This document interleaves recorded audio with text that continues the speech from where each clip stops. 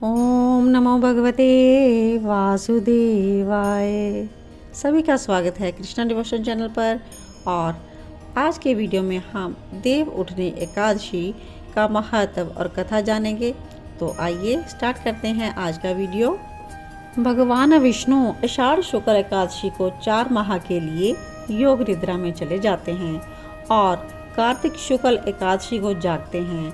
इस चतुर्मास में देव शयन के कारण सभी मांगलिक कार्य वर्जित होते हैं और श्री हरि नारायण के जागने पर ही यह फिर से स्टार्ट हो जाते हैं और संपूर्ण होते हैं। देव उठने के कारण ही इस एकादशी को देव उठनी एकादशी कहा जाता है।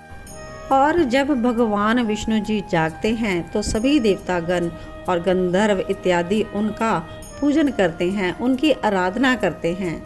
और भगवान विष्णु जब जागते हैं तो इस दिन वो वृंदा देवी तुलसा महारानी से विवाह करते हैं, क्योंकि उन्होंने वृंदा देवी को यह वचन दिया था कि शालिग्राम रूप में मैं आपसे विवाह करूंगा। तो इस दिन भगवान जब जागते हैं तो तुलसा के साथ विष्णु रूपेण शालिग्राम जी का विवाह उत्सव होता है। तो इस प्रकार से हमने देव उठनी एकादशी का महत्व जाना और आगे हम देव उठनी एकादशी की व्रत कथा श्रवण करेंगे। एक राजा के राज्य में सभी लोग एकादशी का व्रत रखते थे। प्रजा तथा नौकर चाकरों से लेकर पशुओं तक को भी एकादशी के दिन अन्न नहीं दिया जाता था। एक दिन की बात है कि किसी दूसरे राज्य का व्यक्ति उस राजा के पास आकर बोलता है कि मुझे अपने पास नौकरी पर रख ले।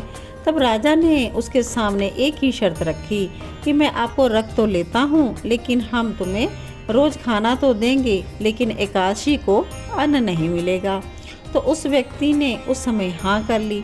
पर एकादशी के दिन जब उसे फल आहार का सामान दिया गया तो वो राजा के सामने जाकर गिड़गिड़ाने लगा कि मेरा तो पेट नहीं भरता, मैं तो भूख से ही मर जाऊंगा, मुझे तो आप अन्न दें।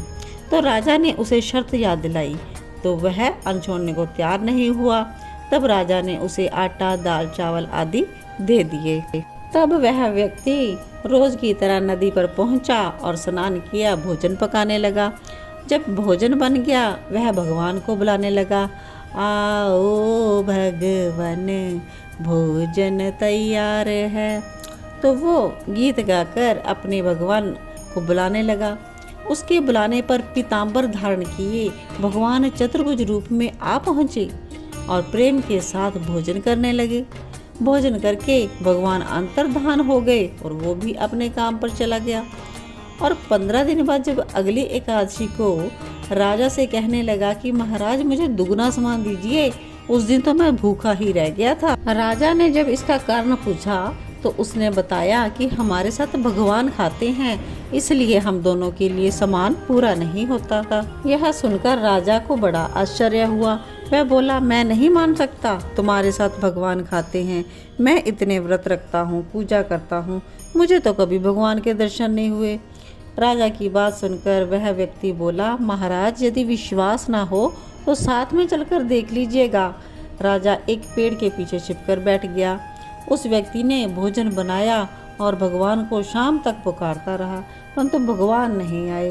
अंत में उसने कहा, हे भगवान, यदि आप नहीं आए तो मैं नदी में ही कूदकर प्राण त्याग दूंगा। लेकिन भगवान नहीं आए तो वह प्राण त्यागने के उद्देश्य से नदी की ओर जाने लगा। जब वो बढ़ा तब भगवान ने प्रकट होकर उसे रोक लिया और साथ में बैठकर भोजन करने लगे। खा पीकर उसे अपने विमान में बिठाकर अपने धाम ही ले गए। राजा न सब देख रहे थे और वो जान गए इस बात को कि हमारे राज्य में इतने व्यक्ति एकादशी का व्रत रख रहे हैं सभी लोग, लेकिन कोई भी उद्देश्य को सफल नहीं हो सका। तो राजा ने समझ लिया कि व्रत उपवास से तब तक कोई भी फायदा नहीं होता जब तक हमारा मन ही शुद्ध ना हो। इससे राजा को ज्ञान मिला और वह भी मन से व्रत उपवास करने लगा और अंत में उसे भी परम धाम की प्राप्ति हुई। बोलिए विष्णु भगवान की जय। तो हमने आज की कथा से यह जाना कि अगर हम भगवान की भजन भक्ति करते हैं तो उसमें सात्विक विचारों का होना बहुत ही आवश्यक है और अपने मन को शुद्ध करके ही हम सात्विक विचार उत्पन्न कर सकते हैं।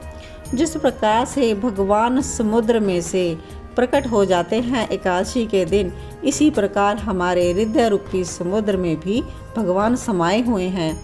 अगर हमें उनको प्रकट करना है तो हमें अपने मन को शुद्ध करना पड़ेगा, तभी हमें भगवान दर्शन देंगे। तो भगवान के दर्शन के लिए आपको शुद्ध मन से प्रभु की भक्ति करनी है, भाव युक्त भक्ति करनी है। भावों को ही हमें बढ़ाना है। भावों से युक्त भक्ति करते हुए आप एकादशी का व्रत अवश्य रखें। भगवान नारायण आप सभी पर कृपा करें। और भगवान नारायण को नारायण क्यों कहा जाता है? नार माने कि जल, और अयन मतलब उसमें निवास करने वाले, उसमें रहने वाले, बसने वाले। तो एकादशी के दिन भगवान जल में से उत्पन्न हो जाते हैं, उठ जाते हैं भगवान चतुर्मास के बाद। तो इसी प्रकार से इन नारायण भगवान की हम उपासना करें और अपने हृदय रूपी मन से भगवान को प्रकट करें।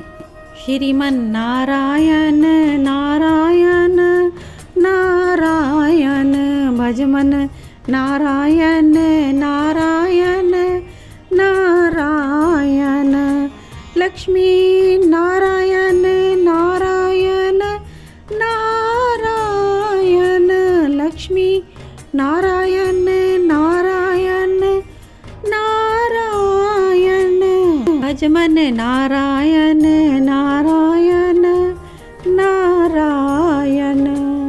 तो आइए अब हम जानेंगे कि विष्णु भगवान को जगाने का क्या मंत्र है। अगर हम संपूर्ण पूजा विधि पूर्वक नहीं कर सकते तो भी अपने हाथों में पुष्प लेकर भगवान से हमें प्रार्थना करनी है और मंत्र बोलना है। उदितिष्ठ उदितिष्ठ गोविंद त्यजनेदराम जगतपते त्वयि सुपते जगन्नाथ जगत सुप्तं भवेदीदम् उत्थित चेष्टते सर्वमुत्तिष्ठोत्तिष्ठ माधव। तो इस प्रकार से शांत ध्वनि करते हुए भगवान नारायण की स्तुति करते हुए आप गोविंद को उठाएंगे और उनको जगाने का यह उत्सव एकादशी का ज़रूर मनाएंगे और एकादशी का व्रत करेंगे, विष्णु सहस्त्र नाम का जप भी करेंगे और अन्य भगवत गीता का पाठ, अन्य स्तुति आप जितना जप कर सके उतना इस दिन का बहुत ही महत्व है। तो इन्हीं शब्दों के साथ आज का वीडियो यहीं पर विश्राम देते हैं। मिलते हैं अपने नेक्स्ट वीडियो में। तब तक के लिए सभी को जय श्री कृष्णा। ओम नमो भगवते वासुदेवाय।